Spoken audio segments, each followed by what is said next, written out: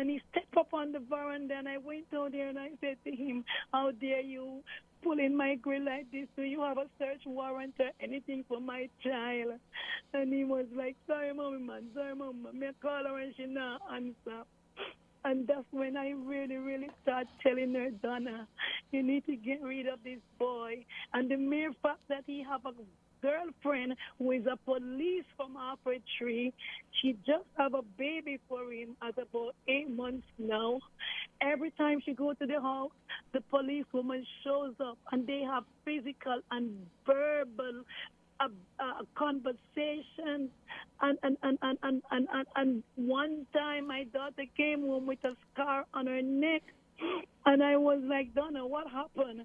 She was trying to hide it, but because she's such a bright complexion, I saw it, and I said, what happened?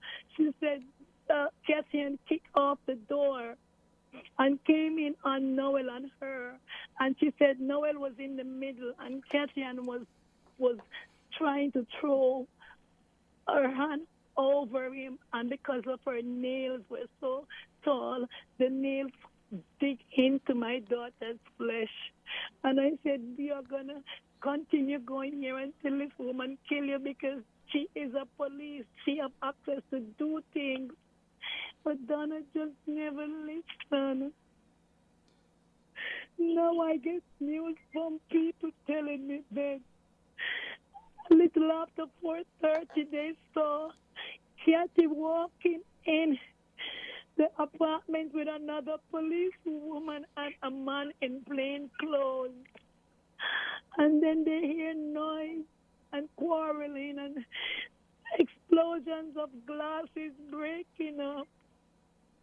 And then that's it. In night, eyewitness saw a private rubbish truck came to the premises, and Noel and the police woman was seen lifting a garbage bag, a black garbage bag, to the truck.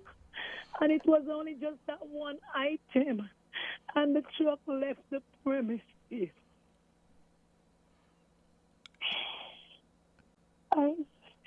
Somebody called me from an unknown number, and they said, Mommy, I am a follower of your daughter because she is a popular social media person. She's also a member of the 876 series TV show. So she was so knowing. And they called me and they said, please go to the police because they know what happened to your daughter. Noel Auntie and the woman killed your child, and they threw her in a private truck that they called. Let them tell you because they have the footage. They just don't want to tell you. But I went to the Endicom this morning. That's why I couldn't speak to you. And they direct me back to go to the head superintendent. They said he have all the answers that we are looking for. So I must make an arrangement with him and all the family supposed to be there. I don't like the sound of that. They in fact have information, but they want to tell me not alone.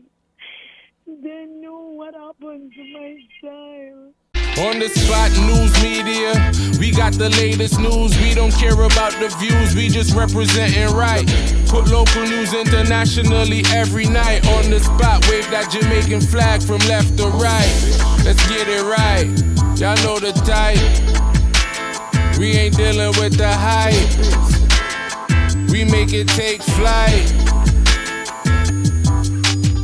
Yeah, man, my viewers and subscribers, what a go on. A blessed and wonderful Tuesday morning to each and every person out there tuning into On The Spot News Media. Now, my peeps, I don't know how we do it over on this side each and every morning.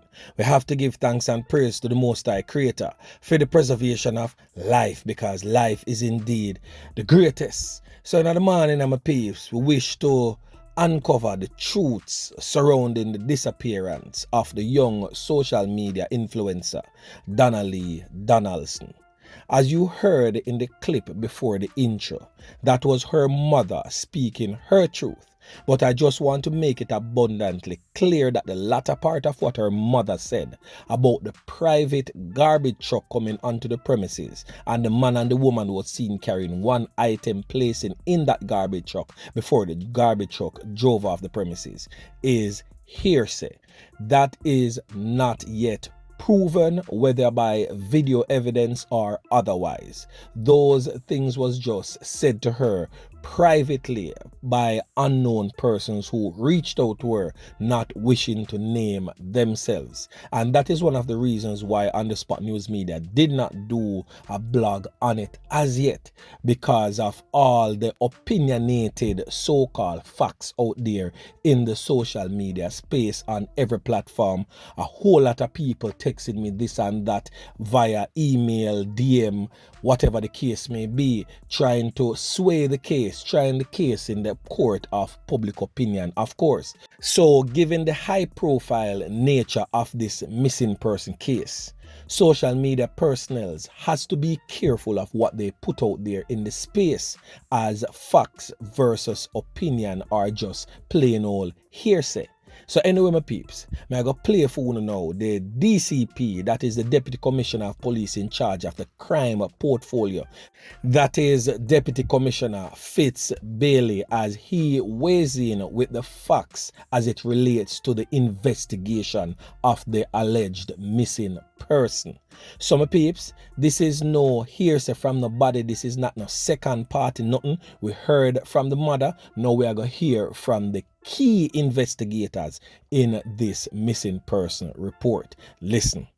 Part of our job as your police is to reassure, and we take that reassurance function of policing very seriously. And sometimes that reassurance means that we have to reassure you, the public, of the integrity of our own processes, of our own methods. Today, to speak to you on a particular matter is the Deputy Commissioner of Police, C0Pz Bailey. He's the head of the Crime and Security Portfolio. We have to his right Superintendent Winston Hunt. He's the crime officer for the St. Andrews Central Division. To his left, we have Inspector Christopher Booth, the Divisional Detective Inspector. They will address you, DCP Bailey will address you, and then we will open the floor for a brief period of questions from the journalists on the platform. Now, there are many people on the Zoom platform who are not journalists. I will only be engaging the journalists on the platform. So at this time, I'm going to invite DCP C0Pz Bailey to make a presentation. Good afternoon. On Wednesday, July 13, 2022, at 6:20 p.m., Miss Sophia Lugg of 10 Grants Crescent, Kingston 10, went to the Halfway Tree Police Station and reported that her daughter, Donna-Lee Donaldson, 24 years old, customer service rep of the said address, went missing. The report was appreciated by Constable Siobhan Boucher.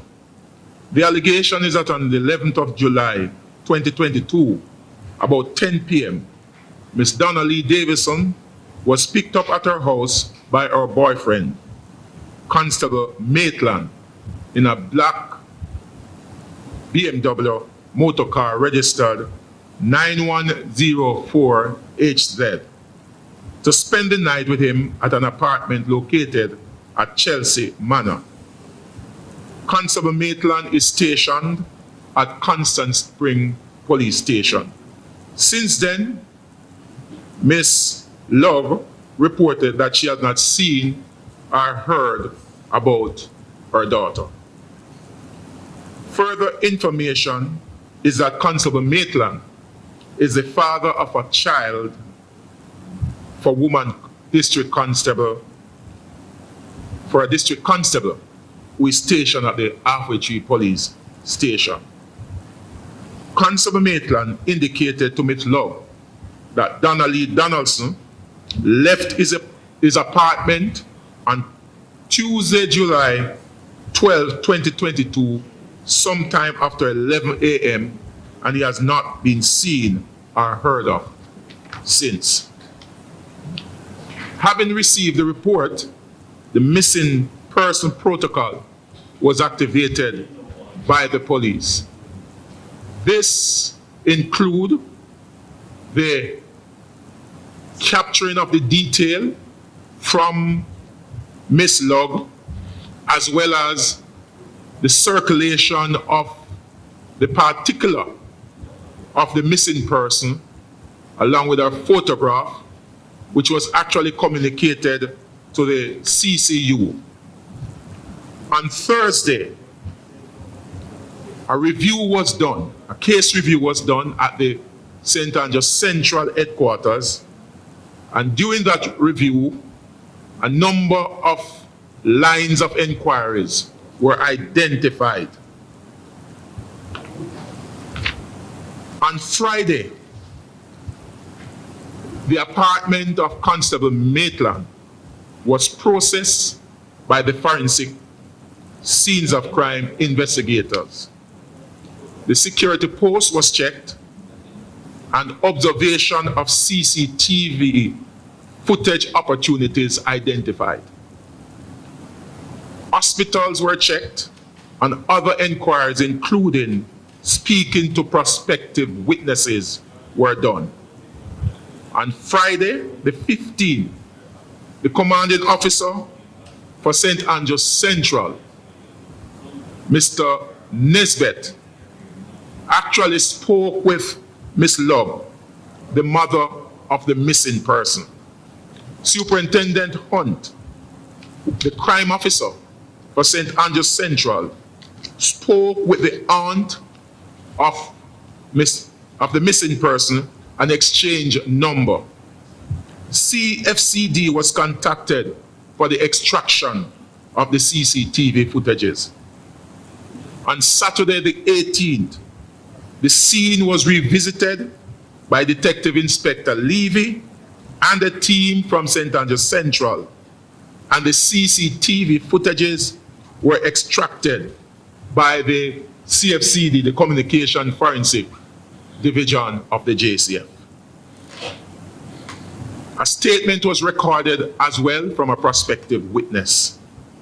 On Sunday, July 17, inquiries were made in Old Harbour based on information received. On Monday the 18th, a case review was held at the Halfway Tree Police Station, chaired by the Senior Superintendent in charge of St. Andrews Central. The vehicles of Constable Maitland and the District Constable were identified and processed again by the scenes of crime expert. A case review was done by DCP Bailey and a team at CIB headquarters. I am satisfied that the protocol for missing person was observed to the letter. The investigation that is being conducted is about a person who went missing, and it's unfortunate, and we are praying with the family that the person will be found. But we have not only expanded, or we are not only doing a missing person investigation, but we have expanded our investigation beyond that of a missing person. We are not taking a tunnel vision approach. We are looking at all the possibilities, looking at all the variables in this investigation. The JCF is committed to ensure that this investigation is done in a professional and transparent manner. Thank you very much. Thank you very much, DCP Bailey, giving us that information, that timeline. Now, but at this time, the first question goes to David Salmon of the Gleaner. Thank you very much. I have two questions. Firstly, has any complaint been previously lodged with the police by Ms. Donaldson in relation to her relationship with her boyfriend?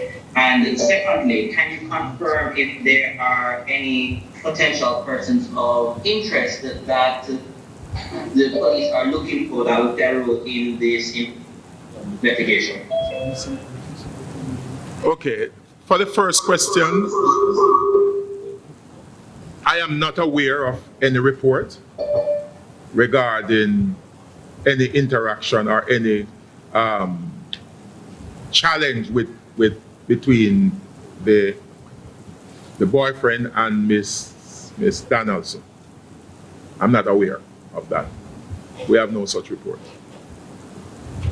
In terms of the second question, we are looking at all the variables that we have. We have broadened our investigation, and I will not say at this time we have identified any person of interest. We have in our minds, we are looking at some theories. We will not say what those are, but we have not yet narrowed it down to a person of interest. Thank you. Anthony Henry of Loop News, you have the next question. Good afternoon. I have two questions. How does the baby mother of Constable Nathan factor into the whole situation? And is the police investigating a case of murder as well as a missing person? As I indicated before, we have broadened our investigation. We are not confining our investigation to a missing person.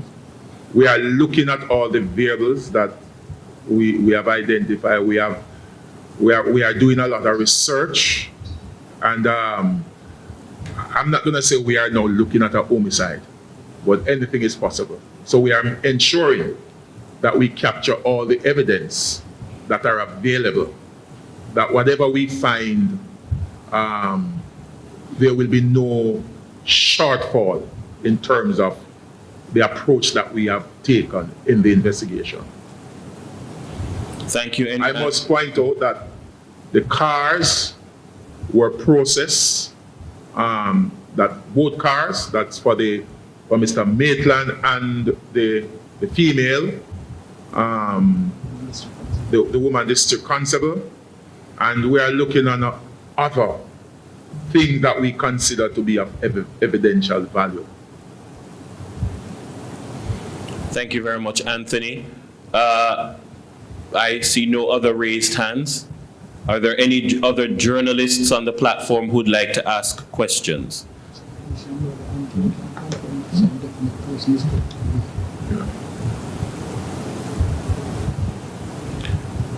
Brittany Hutchinson from The Observer. Welcome, Brittany. Hello, good afternoon. I'm hearing reports of a video being circulated where a pickup truck went to the apartment. Will that video be used in the investigation, or can anything be said about that video? I am not aware of any such video. I have heard it.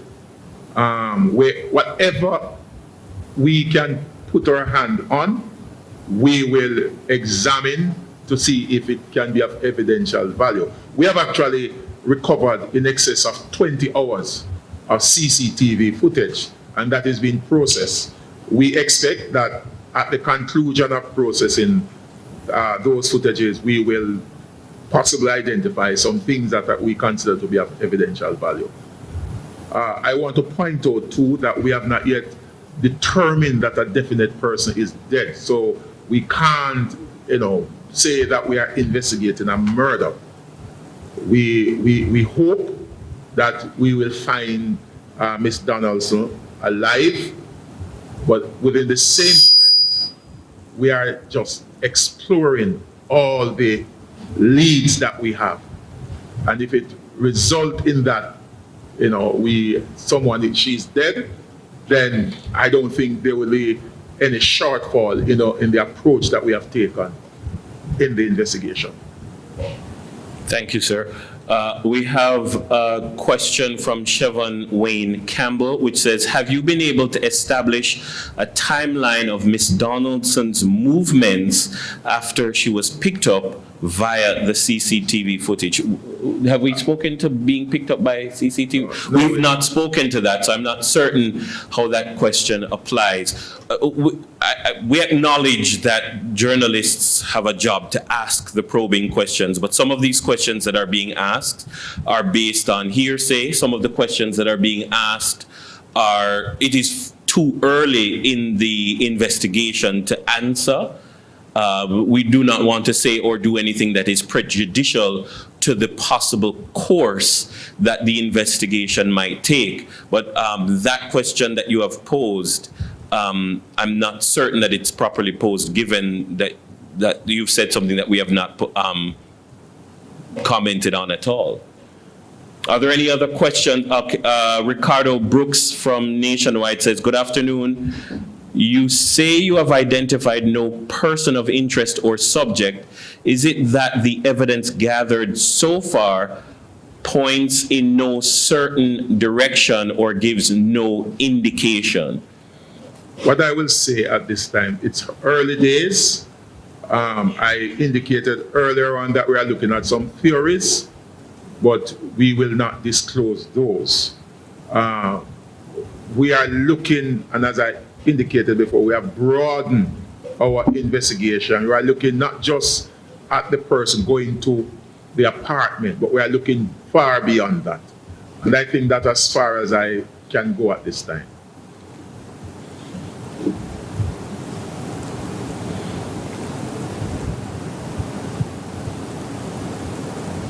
All right, the journalists, okay, Chevon Wayne Campbell is asking, you say you have gathered CCTV footage. Does this footage in any way establish a timeline of Miss Donaldson's movements? I am not certain, because I have indicated before that the CC footage over 20 hours was actually retrieved and it is being processed. We do not know what we will get from that. So, very good question, but it is just a little bit early to answer that question at this time. We can assure you that, as we have done in the past in relation to other quote-unquote high-profile missing persons investigations, we can assure you that we will update you, the members of the press and the wider society, periodically as it relates to the progress of the investigation. If I may, Dennis. Yes. I just want to say to the public, I want you to bear in mind that this is an investigation. And there are many persons who are looking on. So we, as investigators, we have to guard what we can disclose to the public. And I hope that the public will understand that. In the interests of the investigation and the interests of justice, there are some things that we just cannot disclose. All right, Ricardo Brooks is asking, have you questioned Miss Donaldson's boyfriend and his baby mother? If so, when did this happen? Yeah, I think in my deliberation, I indicated that he was interviewed and a statement recorded. Miss Donaldson was approached, Miss Symmetra, yeah, the district constable was approached. And she has refused, actually, to give a statement. But we will deal with that at the appropriate time. It's an investigation that is ongoing, and there are methods that we can deploy or we can employ to deal with that issue. As a citizen, you have a right, and a statement is a voluntary, it's voluntary, but we are still doing our investigation. Ricardo Brooks is asking, finally, have you obtained phone records for the 3 individuals? I will not go into all the details of the investigation.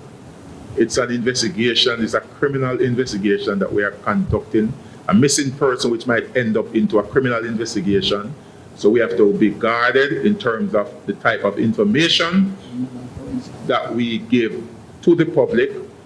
Be mindful that if there are accused, they are also listening and observing.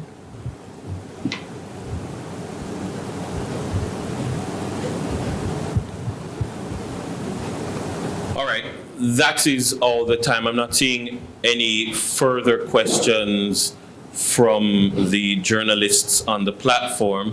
So, okay, I'm going to allow one more. Anthony Henry from Loop News.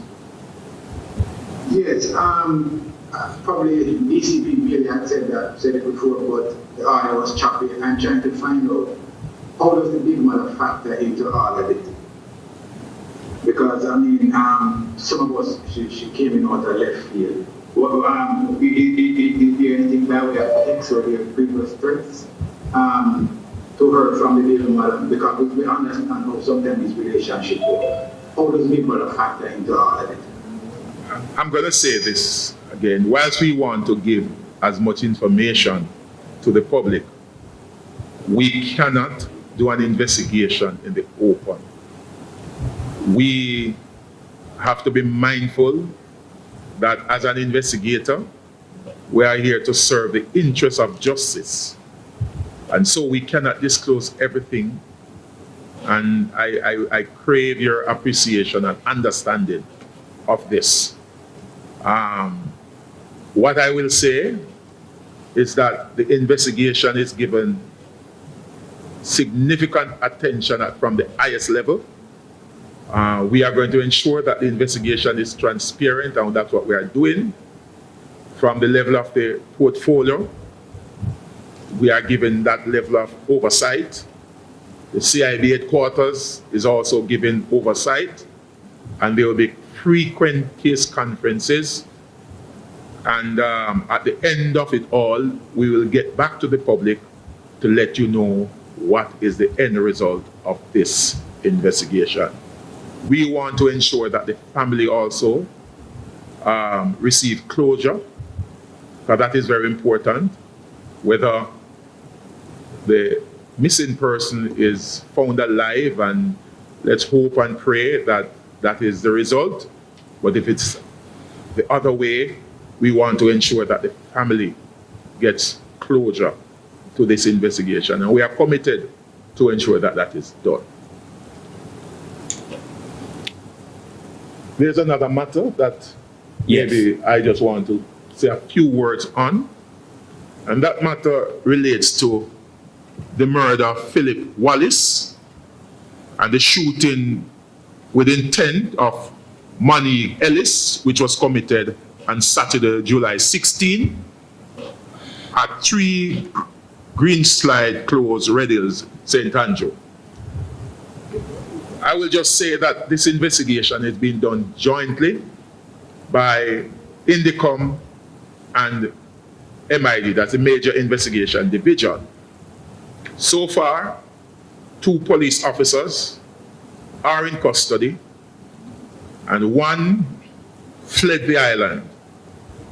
We are working with our international partners, and I can assure you that the person who fled the island will be returned, and justice will be done in this matter. I will not comment any further. The investigation is well advanced, and we believe that in short order, the appropriate action will be taken to those who are responsible for this murder.